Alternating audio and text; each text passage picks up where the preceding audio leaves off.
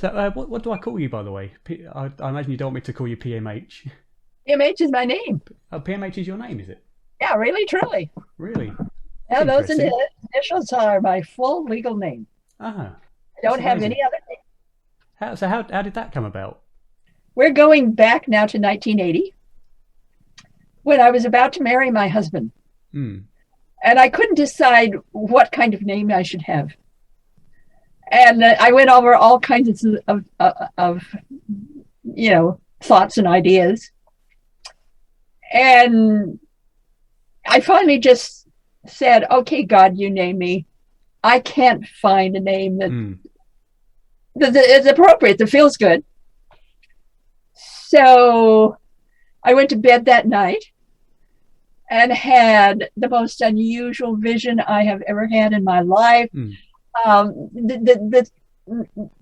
The view was this most beautiful, rich, luxurious black, and across this view screen were these giant, sparkly block letters that said, and they were white, Hmm. P period, M period, H period, Atwater.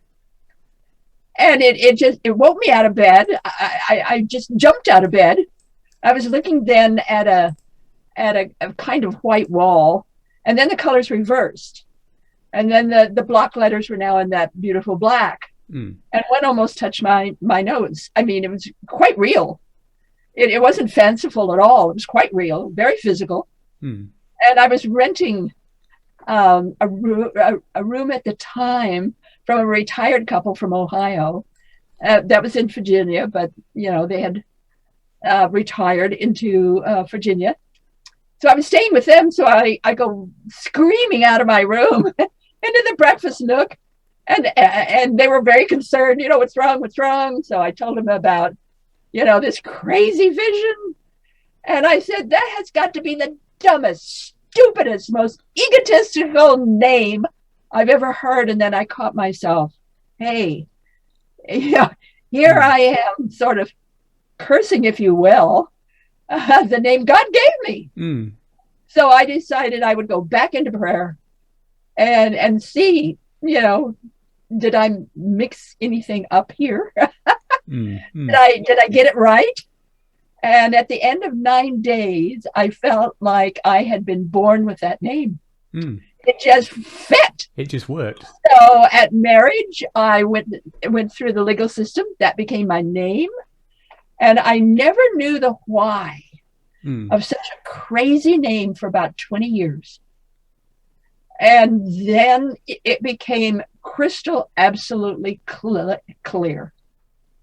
Had my name been a female name when I first came out with my research and wrote my books, Hmm. everybody thought I was male. They thought I was a man. Had I had a female name, my work would have never gone out. I see. I I see. had to have either a male name or, Or an ambiguous name. Yeah. yeah, an ambiguous Yeah. name. So God knew what God was doing. Your main area of interest is the near-death experience. You've been looking at this sort of thing for a long time now. When did you first start getting interested in it, and what was it that made you I interested? never, ever got interested in it. I died 3 times in 1977, twice in January, once in March. It was all because I was raped, and the complications from the miscarriage. Hmm. So, and then later that year, 1977, I had 3 major relapses, one of which was total adrenal failure. Hmm. So I was dealing with a heavy load. And in my third near death experience, among the things that happened to me, I heard this voice, ah, bigger than big. I mean, it's bigger than the universe. It's bigger than anything you can imagine. It was not a guide or a guardian or some kind of angel. Mm. It was a voice much bigger than that and more powerful than that. And the voice said, and I quote, test revelation. You are to do the research. One book for each death. Mm-hmm. Book number 1 was not named. Books 2 and 3 were named. Book 2 is Future Memory. Mm-hmm. If you haven't read it, do it. It is a labyrinth. It is a book labyrinth. It is a real labyrinth, just like going outside and walking a labyrinth. And then the third one was a manual for developing humans. Most of us don't seem to realize that Hugh was the original sound of God that people accepted. Mm-hmm. They thought that Hugh meant God. So a Hugh man was God man. Right. God man, God woman. So the purpose of the book is to bring us back to who we are, co-creators with the Creator, to be who we really are. It's a fun book. There's all kinds of interesting things in it. So a manual for developing humans. And so it showed me what I was to do, but it didn't tell me how to do it. Well, I was a cop's kid. I was raised in a police station. So I used police investigative techniques as my protocol, because that's all I knew. That's all you knew, yeah. And so I left. I was living in Idaho. I'm a Western woman. Lived in Idaho. So I sold my home, which I'd only owned about 9 months. Sold it. I got rid of or sold, everything else I had, and just walked out on my life. Literally quit my job on the very day that I was working for a bank as an analyst in the analytical department. Mm-hmm. And you'll get a kick out of this. That morning, it was a Monday morning, and I had a future memory episode happen in the bank as I was working. Right. And it so shocked me. So it was 9 o'clock that morning. I was supposed to see my boss. And getting news that I was going to be a bank executive, and in those days, for a woman to be a bank executive, whoa, that was deal. Big. So I went in, and I told my boss what had happened, that I was to leave. I got this vision, this knowing that I was to sell the house, I'd only had, and then move east, and I was to live in Falls Church. I'd never heard of a Falls Church. No. I mean, what's a Falls Church? Right. I didn't know. But I was to go west first, and see the moon set silver over the Pacific, then meander across the United States, fulfilling all my childhood dreams and wishes, and wind up seeing the sun come up golden, over the Atlantic. So you were told to travel from coast to coast. I told my boss this, and she went white, totally white. And she said, sit down, don't say another word. That morning at 4 a.m, Darian, she had a vision. She never has visions. She had a vision where she went up to her boss and said she would have to replace me because I was going to chase rainbows. Really? Really. And she woke up her husband and told him about it, so she'd have a witness. So that was 4 a.m. I came in at 9 a.m. So 5 hours later. That I was going to quit my job. I was going to chase rainbows. And she just, almost like a catatonic shock. It's like, I'm not surprised. Yeah, that would freak anybody out. I mean, she never had a vision in her life. So that told me I was definitely That you doing were the right. doing the right thing. Yeah, absolutely. So I did. Mm. I left Idaho. I sold my home. I only owned 9 months. It was a cash out. Can you imagine? And a person came up and cashed me out, and I either stored or sold everything I had. Mm-hmm. By then, my children were old enough that they were gone. Mm. And the youngest decided that she would live with her father in Washington, I believe. So she left. My older children were gone. And so I meandered across the United States, fulfilling all my childhood dreams and wishes, including going to the bottom of the Grand Canyon. Oh, brilliant. Oh, very nice. Up down the Grand Canyon. And wound up in the D.C. area, Falls Church. Mm-hmm. I had cousins that lived there. Mm-hmm. And I lived with them for a week. And then I was on my own. So it's like, what are you going to do in Washington, D.C.? Mm. My thought, really, this is crazy, but it was my thought, my feeling, my knowing that the United States ended at Denver. And anything east of Denver was in Greece. Right. It just was not in the United States. Mm-hmm. Mm-hmm. That's how Western I was. I was truly Western. And so it was a big adventure to me to realize there's really land here and there's people here. And they have homes and farms. Yeah. And, Yeah. So, and winding up in Washington, D.C., our nation's capital of all places. And so I just decided to make a game of it and have fun. And I did. And the moment came, the day came that I needed to settle down and find, a good job and a place to live. And I did all of that. Your show is about consciousness. You're going to love this. These kinds of stories will be in my next book that I'm now writing. I went to a place in DC, and you have your typing test, and right, I was going to apply for a secretary or something like that, and an account executive or something. And so they sent me to this place, and it's like 9 a.m, and I got there. It's on the corner of 20th and I.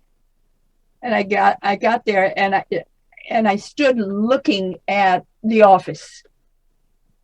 And of course, there was no one there. And there were 2 other offices, doorways leading to other rooms. Right. And I just stood there in the doorway, and I saw myself already there. Mm-hmm. I was seated at the desk. I was getting up. I was going into the various offices. I was filing things in the filing cabinet, and I just watched myself. Yeah, I mean, this is really rather clever, And I thought, well, this is funny. I'm already here. Yeah. And I said, I'm doing all these kinds of things, and then finally, this man called from a back office, said, come in and you'll have your review, and it's like I already knew him. And so I left, and this is early in the morning. I left, and I decided, well, I've got this job. I'll start at 9 a.m. So instead of calling the office or doing anything else, I went to DuPont Circle. Right. I just laid down, put my purse over my chest. Like this, and went to sleep, and I just slept until that afternoon. And then I decided, well, maybe I ought to call, Yeah. The recruitment people. So I did, and they said, well, you have the job. And I said, well, just tell them I'll start at 9 a.m. And I did. And you did. And that's the way my whole time in DC was.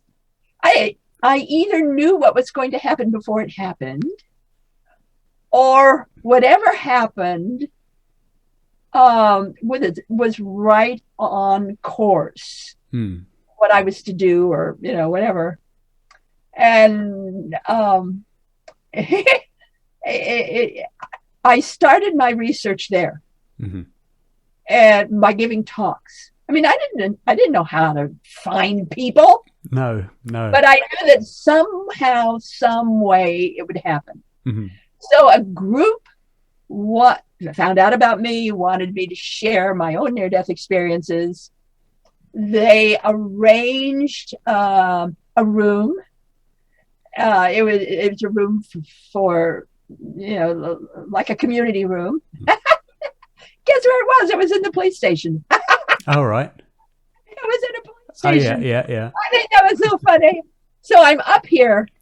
I'm on stage. I'm telling my story.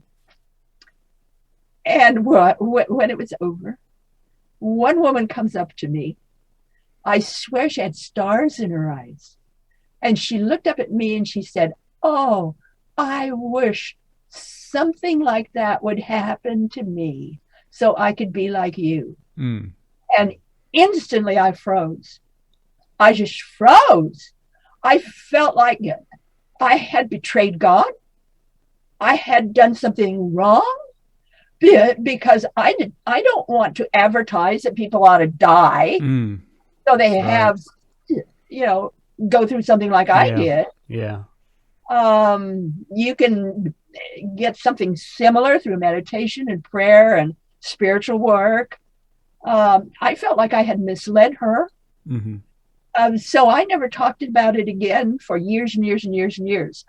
However, a friend of a friend found out I was in the area, and that I would be willing to talk about near-death experiences, not necessarily my own case. Yeah. And set me up with all kinds of talks in up and down the Shenandoah Valley. And so I took it. And he more or less opened the door for me to start my research.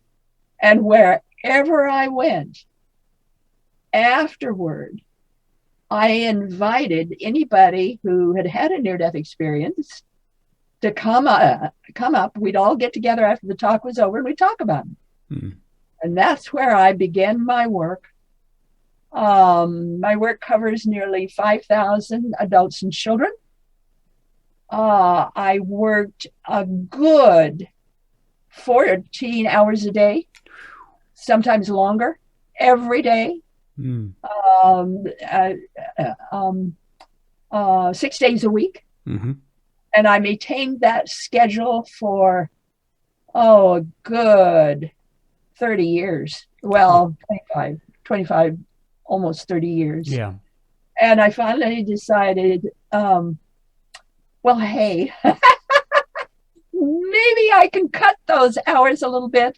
So I now work a 5-day work week like just about anybody else. Yeah.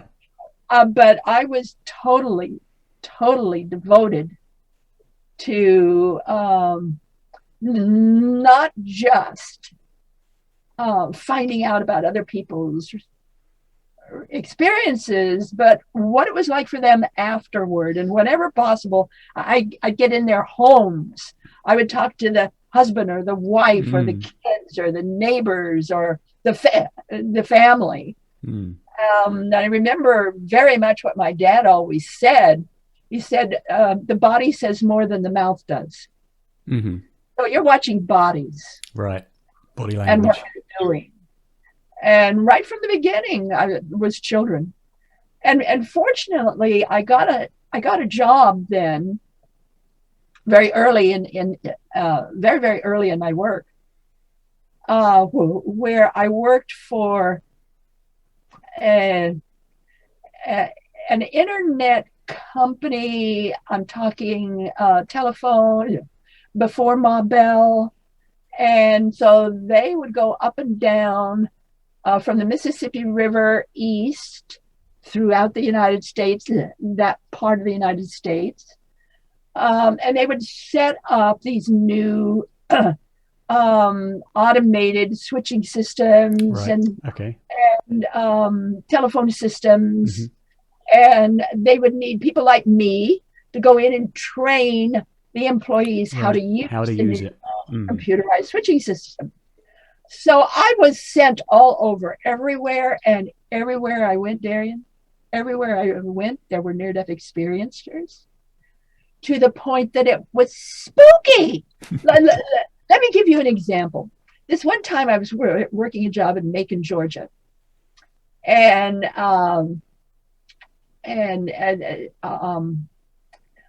it was time for a coffee break or something, get away for a little while.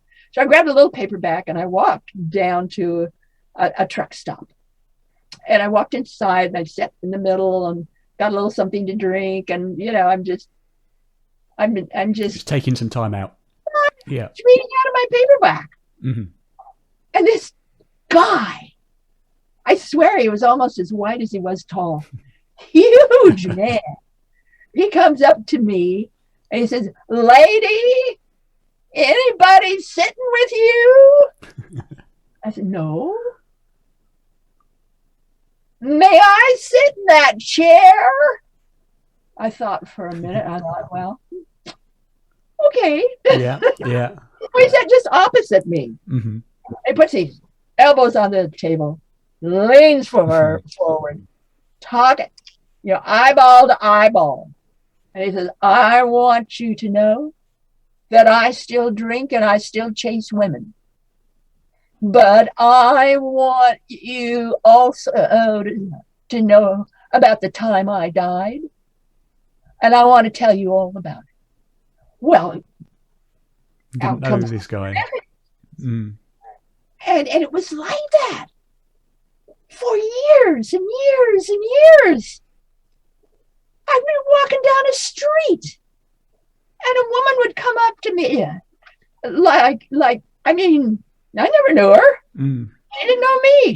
She just walk up and she would say, "Oh, you look like a nice person. I've got to talk to somebody. I've just got to talk to somebody. I've got to tell you all about the time I died."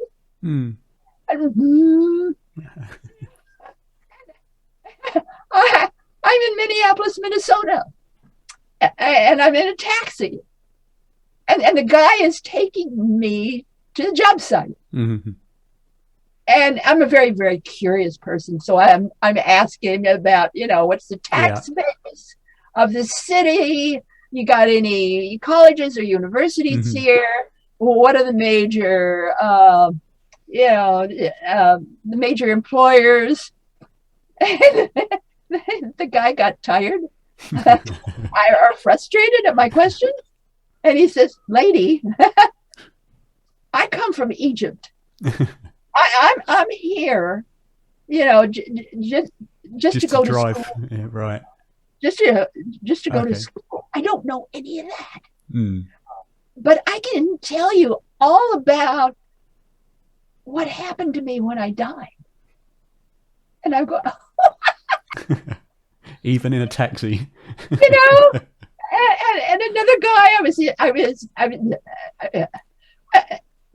a taxi cab driver in Washington, D.C. I was just about to get in his cab. And it was the blackest human being I've ever seen. I'd never seen skin that black before. And I was staring. I was ashamed of myself, but I was staring. And I admit it. I was staring at the man. Well, it's unusual. It'd be unusual. And he pointed at me, and I apologized right away. "I don't mean to be staring. I'm so sorry." But he says, "You're like me." And I go, "Oh, really?" "You're like me. You died like I did. I can tell you all about my death." And he went into an incredibly loving man, wonderful man, and all about his death experience. So that's where most of my cases came from. Just found you spontaneously. Woo-hoo-hoo. If you get the book, Near Death Experiences, the rest of the story, I give you the number count of where my experiences came from. I give you races, how many black, how many Hmm. white, how many Hispanic, and so Yeah. forth. So I give you the breakdown Hmm. on all of my work. Um, so I mean that's where it came from. It's amazing. I mean it is. It was amazing to me too because Absolutely. I had no idea that that anything like this would happen. Would It did, happen. Yeah. and because I promised that I would do the work, Mm. I kept my promise. Mm. And the work And found you. so this is now almost 44 years that I've been doing this. Um, we're talking about 18 books. I'm about to do my 19th one.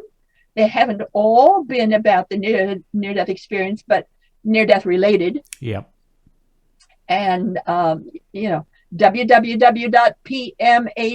www.pmhatwater.com. So if you want to know any more about me, get on my website. I do produce this monthly newsletter, Hmm. and it's not like anybody else in the world. It's free. You get on my website, you switch over to newsletter, and there's an archive, so you can look over past issues and then sign up if you want it. But I warn everybody, the newsletter is only for the curious. If you're curious, you'll love my newsletter. If you're not, it Take might it or bore you. leave it. Yeah. Okay. So certainly worth a look on that on the website to Yes, learn more about you and your work. So your near-death experiences, before we actually get onto your work, your actual near-death experiences, they sound like they weren't the traditional go down a tunnel, see a light, meet deceased people. please know right now, the tunnel is only about a third or less people who have a tunnel. Hmm. That is not really part of the near death experience, although many people have it. Hmm. Many more don't. Right. Although that is commonly when you say to somebody who maybe hasn't looked at the phenomenon, you say a near-death experience, the first thing they'll think of is going down a tunnel. So that seems to be the most popular part of it. So what was your experience actually like? What was it from start to finish? I suppose the first one or the first I three. had three. Yeah. It was different. Each was different. And then that fall, I had three major relapses. So Mm. Did you I experience any of the Did you experience any of the common things like the tunnel, like the light, like meeting deceased people, no, life reviews? no, No. no tunnel stuff. Hmm. And most people don't. Hmm.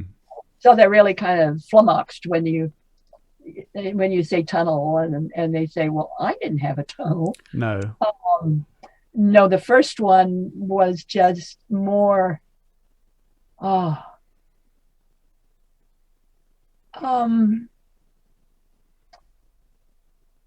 the first one sort of introduced me to a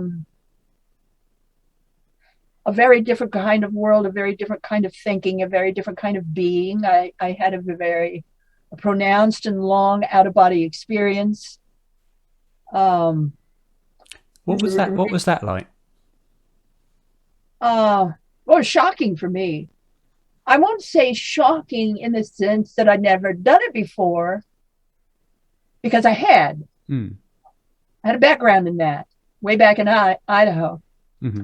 I had I had started Idaho's first nonprofit nonprofit metaphysical corporation by the name of Inner Forum, Hmm. and we explored all kinds of things like this in a very positive manner. Um, Easily 3,000 people participated in the programs, got to hear very valid professional speakers, Mm. and we really took the subject, the esoteric or metaphysical subject of the idea of consciousness, the idea that we're more than just a body, and out of body states, and everything related to that. Yeah. And I used to teach out of body traveling. So I mean, it was just really, really big. And then I was raped. Well, by then I had been doing this for, I don't know, 7-10 years, and then I retired. And believe it or not, I'd made a decision to become a bank manager. I did. I decided I'd haven't had enough of this other stuff. Yeah. And I was going to try bank management. I mean, why not? Why not? Absolutely. So that was when I was raped. And because of the child, and miscarried, and had all these other experiences that happened. So that primarily was the first one, and very, very bloody and very messy. And then the second one was January 4th. So the first one, January 2, then January 4th. So very soon after. Yeah, because it was so serious. And the doctor I had gone to, our family doctor, who wasn't that far away, knowing, he looked up my file, knowing in doing that I couldn't take the shot he gave me. Right. So why he did that, I don't know, but he did. But he did. And he gave it to me in the right thigh vein. And that caused the second one. Yeah. Right. And okay. He was later sued for malpractice. I'm not surprised. So was it a reaction to the drug that killed you in the second time? Well, I died again. Only this time a very long and involved near-death experience. Very involved. And when I came back from that, I really couldn't relate to the world around me. I couldn't relate to my own kids, job, anything. So it has completely changed your sense of what real life was. I couldn't cope. I didn't understand. Things just didn't make sense to me. I did the best I could, but can you remember the doctor who saw me afterwards said there is no way you can be alive. Right. Well, guess what I was? Yeah. Surprise. And so then can you remember what happened during that longer, more in-depth near-death experience? Your experience during that time? Well, yes, I can remember, but I don't want to go into detail about it. I just didn't want to be here. Sure. And I decided to go elsewhere. Yeah.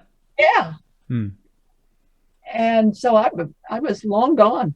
Had no intention of coming back. If you don't mind, then back. Yeah. So then, that led to the third one, which was March 29. So some distance. But after, between January 4 and March 29, I had to relearn how to crawl, how to stand, how to walk, how to tell the difference between left and right, how to see properly, hear properly, and rebuild all my belief systems. Nothing was real. And what saved me? There's two things that saved me. First of all, I would chant God is. I would chant it by the hour. And by chanting God is, God is, God is, I literally helped to clean up my brain. And then, and then I did two things. And it was recommended to me by others that I read two books. The first one was Tolkien's, Lord of the Rings. I did, and it wasn't just the first book, but I read all three. Mm-hmm. And then the other one was Dune by Frank Herbert. Right. I don't know that one, but okay. Those two books, I became every person in each book. Literally. I was them. And I did what they would do, or I was part of their life, or I was doing what they did. And the same way with the Dune. Hmm. And being them, living their life from start to finish, helped me to recognize my life and how I could live my life by living theirs. Hmm. And then with Dune, the various sisters in Dune had this special litany that they used to help keep themselves clear. Mm-hmm. And for some reason, I changed the litany. But my version of their litany, right, not only saved my life and helped me, but I've been able to pass it on to others. Mm-hmm. And so the litany, it's the litany of fear, because what you're dealing with when you have something like this is a lot of fear. Yeah, a lot of fear, a lot of uncertainty. And so the litany of fear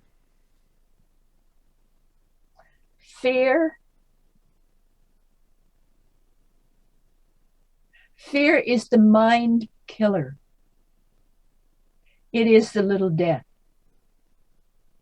I will face my fear. It will pass over me, around me, and through me. And when it is gone, I will remain.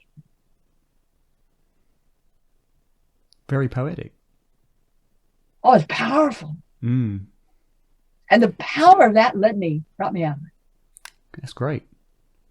Yes. There are, so many different traditions use things like that. They call them mantras, or as you say, litanies or whatever, because they feel it brings you back to yourself and clears out what's not you, clears it away. Yeah, well, it came from Dune, which I'd been creating and was part of those characters, the worms, people, and everybody else. Yeah. But I suppose it's not where it comes from, it's the meaning behind it, isn't it, that's important? Well, it's a power. Mm. Not just meaning, it's a power. The power. The power of saying it and feeling it and knowing it. Mm. Yeah. So when you say you became these characters, do you mean that as you were reading it, you became kind of imaginatively immersed within the environment? Oh, I was them. So how?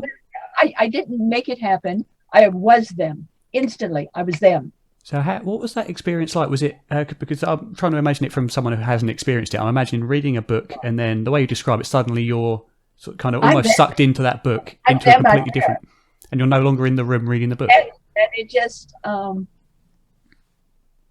that enabled me to keep on going. It enabled me to live. It enabled me to be who I was. It enabled me to do my work. It enabled me to be a mother and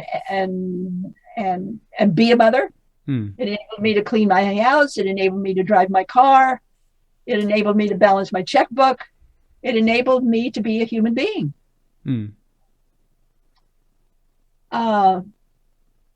By being them, totally and completely, I was then able to be me, totally, completely. I see.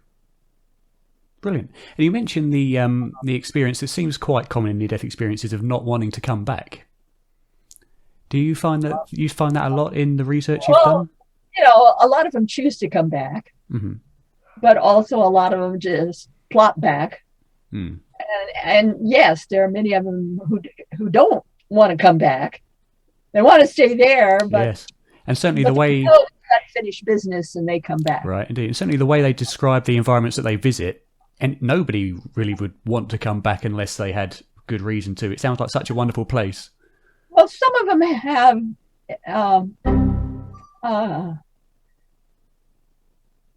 some of them have either a hellish or an uncomfortable experience. Mm-hmm. So for them, coming back was very, very grateful. Mm-hmm. In my research base, 1 out of 7 Mm-hmm. had the unpleasant or hellish Right. experience. So they're not all beautiful.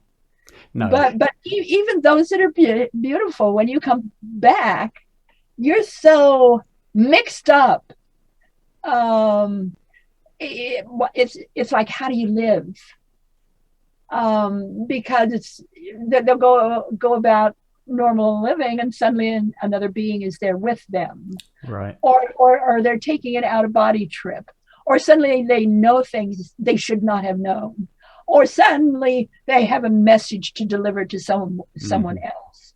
And it's like, me? Why me? Yeah. And so they have this whole profile, if you will, or this whole list of after effects. Mm-hmm. And this is one of the things I'm the most noted for, is to find and to profile the after effects. Now, they're both physiological and psychological. Most people are familiar with the psychological one. Yeah.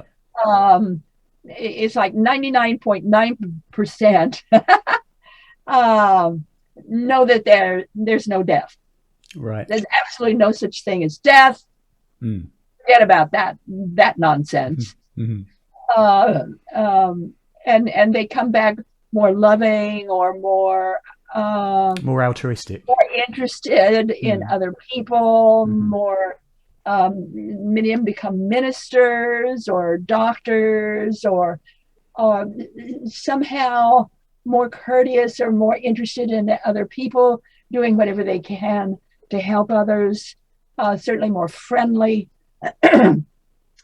Easily 90% come back not believing in God, but knowing God. Right.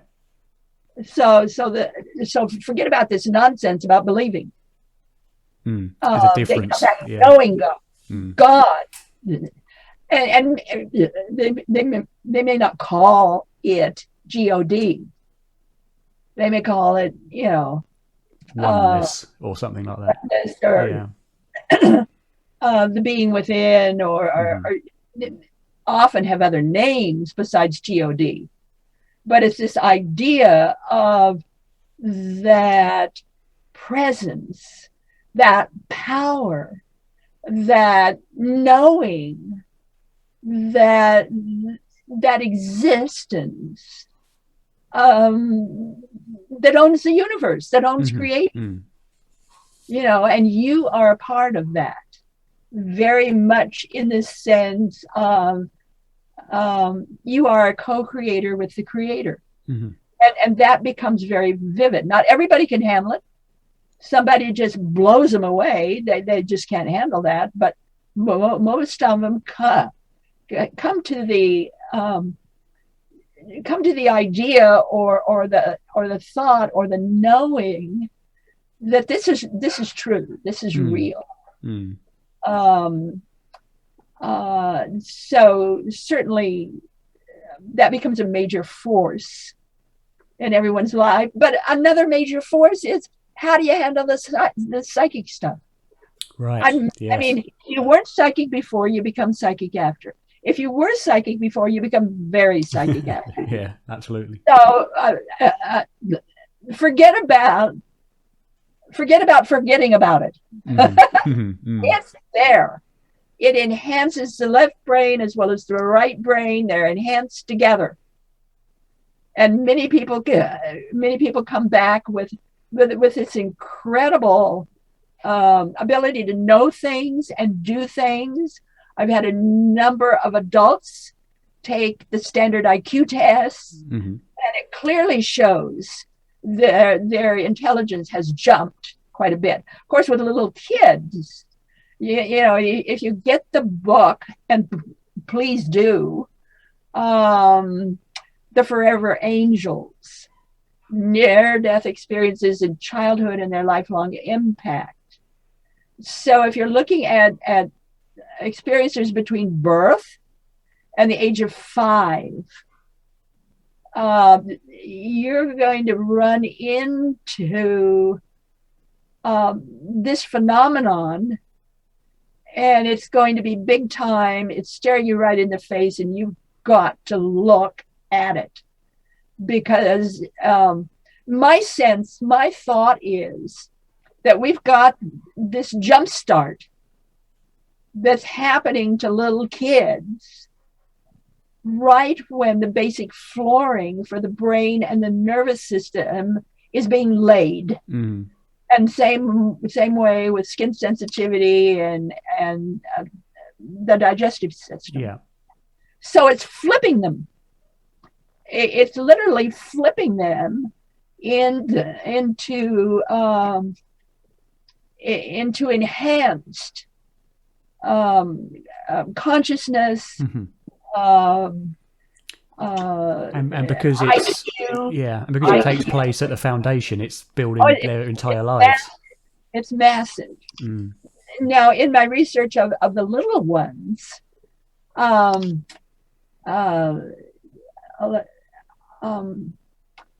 clearly most of them could remember their birth.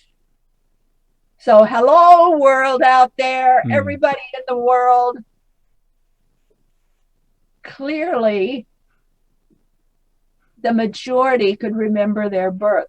How about everybody else? They say, you know, little newborn babies, they don't know anything. Sorry, they know a lot. 1/3 could remember being in the womb and had womb experiences. I had 2 that were there at conception. Really? One of them, when she was old enough, drew a picture of it and showed it to her parents. Right, accurately. And it was completely accurate. And the parents were so embarrassed. It's like, what? What? You were there when we were doing what you said we were doing? And I mean, read The Forever Angels. I mean, you've got to know about our children. Yeah. Because these are children that are having near-death experiences before there's a before. They don't, there's no before. So they can't compare before and after like a teenager or an adult can do. No, because they experienced the before. So they come in right from wherever it is they were. And now some of them talk about reincarnation. And in the book, there's a few drawings of those who could clearly remember their past life. But the majority were not interested in that at all, nor were they part of that. The majority talk about, this is my word, the river of consciousness. It's like consciousness is a river. It's a reality that goes on and on and on. And in this river, there'll be a little dip once in a while. That's a life. Then you come back up. I see. They were part of that stream or that river or that vastness that we could call consciousness. The reality, the reality of isness. The analogy that I hear. The analogy that Yeah. I hear quite often is like an ocean with waves, and each wave is life. Although it's all part of the ocean, it appears as individual different waves. Well, you can think in terms of waves, but they talk in terms of the ocean. Mm-hmm. And that's where they connect. Yeah. And the kids will talk clearly about three lights. Mm-hmm. Sometimes adults talk about that too, but not so much. With kids, they'll talk about that bright or white light, sometimes with silver or gold in it. Mm-hmm. And that light, you can talk to that light and it knows all about you. You can't lie to that light. It knows all about you. You can talk to it. And then the black light or the dark light, no, that is not negative. Get that silly stuff out of your mind. Kids are talking about this dark or black light, many times has purple tinges in it, mm-hmm. as being so loving, so healing, a place where you want to cuddle up into it. Yes. And then there's this light, doesn't have any special color, but it's so powerful and so strong and so raw. And so the kids are, I love kids. and the kids say, well, that white light or that bright light, that's father light. Mm-hmm. And that dark or black light, that's mother light. And that raw light, that's God's light. And the father light and the mother light come from God's light. Right, I see. You know, the kids aren't mixed up about that. No, and certainly, especially with younger kids, they don't have kind of the conditioning to interpret things, so they say things as they were. You know, that's it. In the world's only encyclopedia of the near-death experience, the big book of near-death experiences, which is sold by IANS. Mm-hmm. I wrote it, and I gave my copyright to IANS. So if you buy that book, that royalty that you paid for it will go to IANS to help us. Mm-hmm. But in that book, please, I don't want you to think in terms of this. I'm a big book that you have to read, but there's lots of little stories. There's profiles. There's cartoons. You can pick up that book and get the whole picture of something in a page or two. So it's a fun book to read. And in that book, I talk about these dark or black light experiences, and almost always they're very healing. And I give an adult case, and he drew the picture of it. And so the picture is in the book of an adult case who had a black light experience. But with kids, they're you know, when I'm looking at IQ, and those that were finally old enough to take the standard IQ test in school. Okay, so that's about 6 or 7, maybe 8, maybe 9 years old by then. Around there, yeah. Standard IQ test. Yeah. Those that had a near-death experience between, well, I'm just doing general here, up to the age of 7, it's 40 some, it's like 45%. I don't have it right in front of me, but something like 45% of them were getting, we're scoring between 150 to 160 on a standard IQ test. Now, That's impressive. That's genius. Mm. However, if a kid had a near-death experience between birth and 15 months of age that had a black light experience instead of a bright or white light experience, their IQ tests began at 180 Jeez. and went up into the 200s. That's it. And for anyone that doesn't know, the standard IQ 100 is normal. So I'm saying here, everybody, for doctors and scientists, we've got to have research here on these tiny ones, these small ones, and what is happening to the brain and the nervous system, because I know something is, or you wouldn't have that big of a flip. Absolutely. And it's a shame because most of the scientists and the researchers that you reach out to will tell you all this is nonsense anyway. There's no reality to it. Let's look at the facts. That's all you have to do is look at the facts. And this is not nonsense.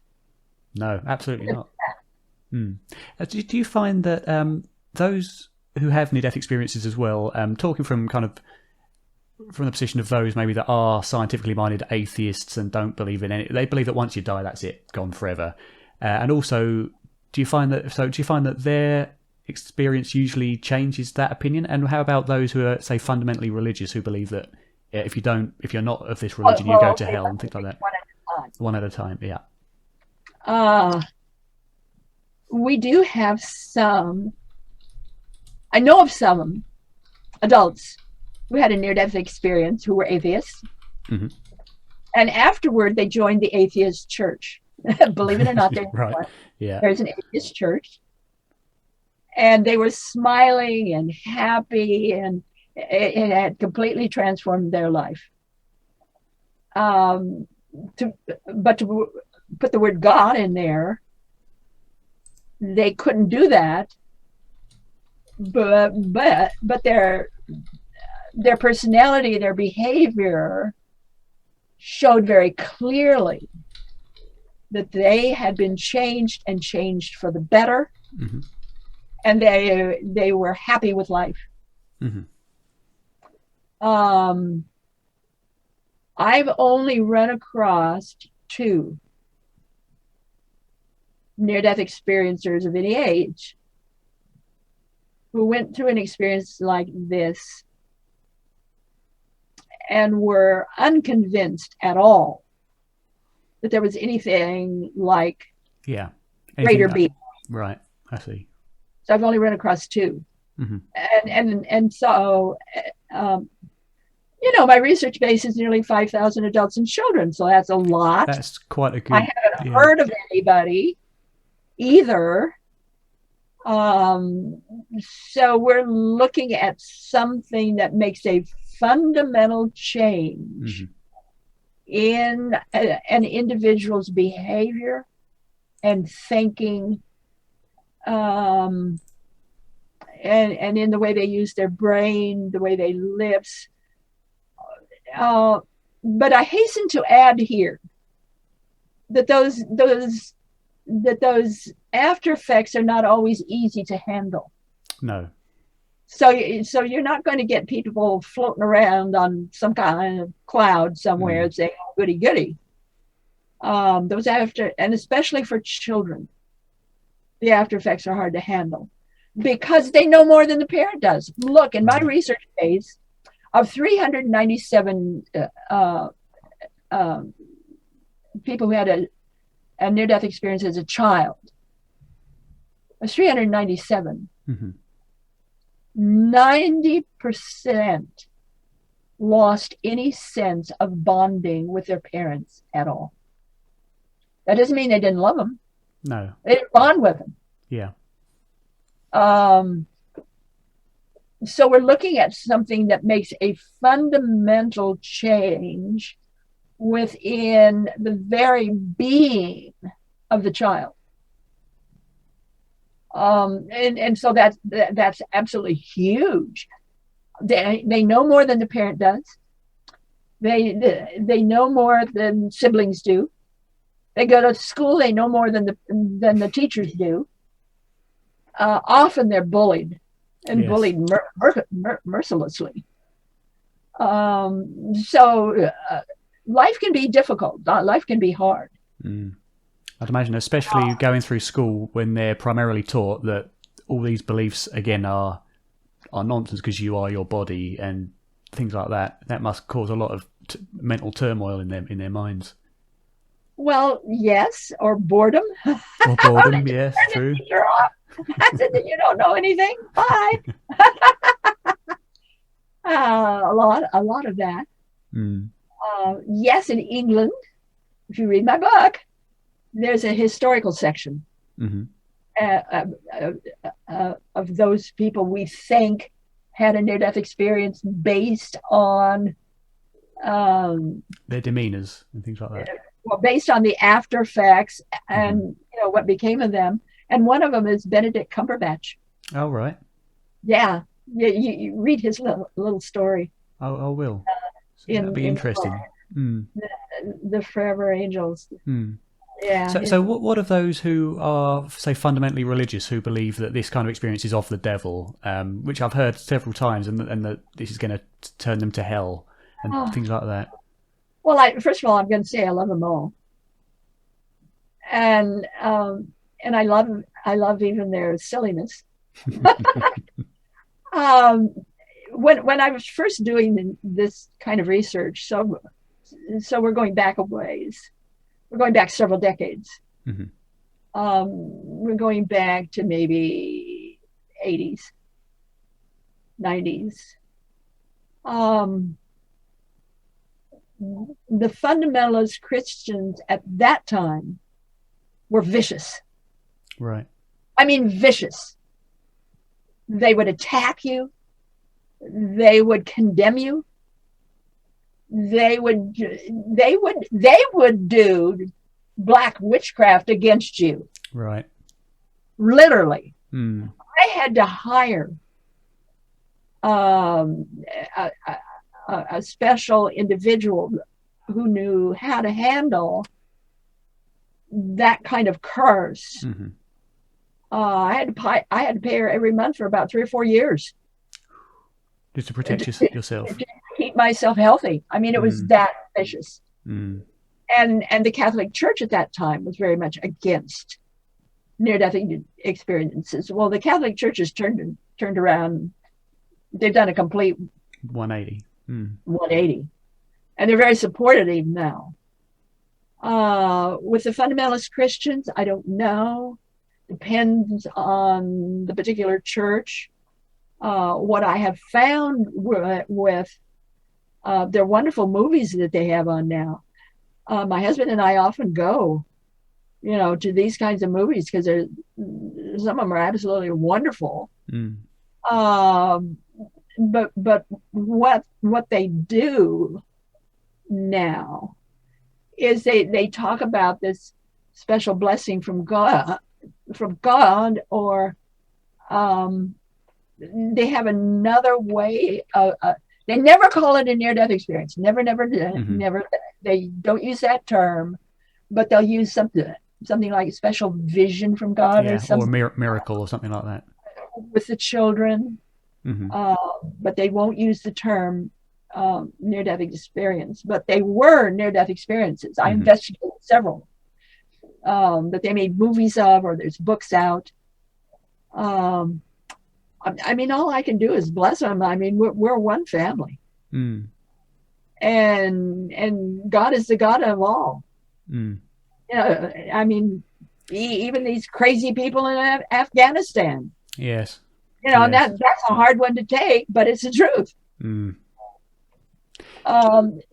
So it's how we handle this, and what we do about it, and the challenge that we have to be able to handle these kinds of situations in a way that is effective, and in a way that's keeping with the truth uh, of that particular moment, that particular time with these people. So, I mean, it's also, I don't care what you call God, it's still God. Mm. And I don't care if you use the term God, doesn't matter. That force, that power is real, and it's there, and it's not going anywhere. It's there. I often wonder whether the original teachers of all of these religions, Jesus, Buddha, Prophet Muhammad, whether they all kind of came with the same information from the same God, the same source, and was teaching the same messages. From the same source. Yeah. They certainly color the language in a way that that was possible for them at that in that culture kind of history. Now you go back with the Muslim religions, there was that split after the death of Muhammad between the families. So you have one kind of Muslim and you have another kind of Muslim. Well, apparently you have a third kind that are very, very bloodthirsty. Right. And they think that they are doing everything in accordance with, the Quran. Yeah. But if you go back and read the Quran, if you read the history, find out that no, that's not what it says at all. That's really not what it says, or what.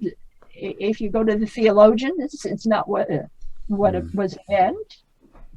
You go back in the Quran, and it says women have the same right of divorce that men have.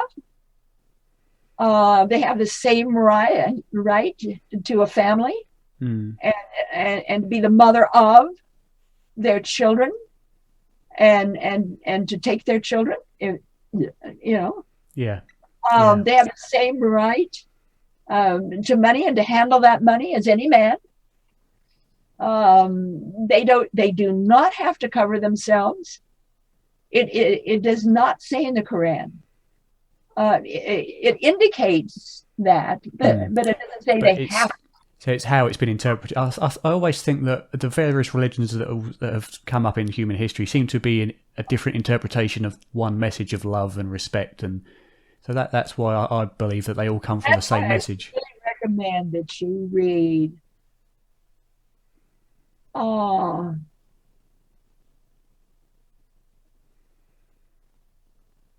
the book I've already talked about, the third book that I wrote, A Manual for Developing Humans. Because in the back, it gives you the progress of the various religions and the idea of Jesus. It gives you the progress of that down through history, and it's phenomenal if you read that. Absolutely.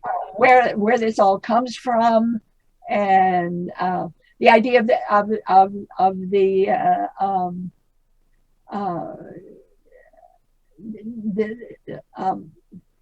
idea of Jesus being killed and how he was killed, that goes back to other religions, word for word. Right. Long before there was ever a Christian religion, or long before there was ever Jesus. So read that. Absolutely. And where can people find these books, or at your website?